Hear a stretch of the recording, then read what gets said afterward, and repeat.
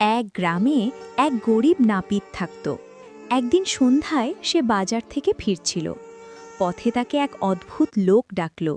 লোকটির চোখ লাল আর গায়ে কাদা লেগেছিল। সে বলল, আমার দাড়ি কেটে দাও, আমি তোমাকে অনেক মাছ দেব।